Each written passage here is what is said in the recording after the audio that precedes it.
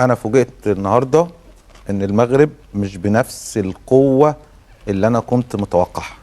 المغرب طبيعي، انا بقول لك شويه، جزر القمر هتشارك في كاس الامم الافريقيه، جايه بلعيبه مش هو ده المنتخب اللي هيلعب في كاس الامم الافريقيه. غياباته كثير يعني. غياباته كتير، دي نمره واحد. كتير صح.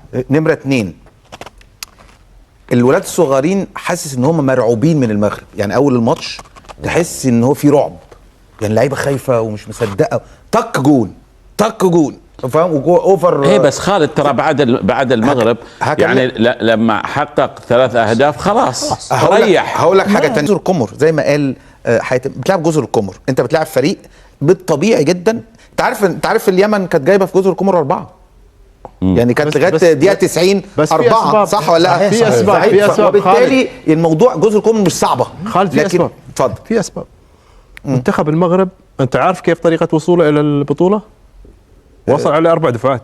ماشي، انا موافق. اليوم الاول واصل ب5 لعيبه. لا، هو اليوم الثاني جو لعيبه الوداد، اليوم الثالث جو لعيبه الجيش. بما لا شك فيه، المغرب فرقه تقيله، والدليل فرقه قويه وهتنافس. انا بقول لك الدليل. انا قصدي اللي قدموه النهارده قدام فريق انا من وجهه نظري هو اقل الفرق المشاركه في بطوله العرب. لو احنا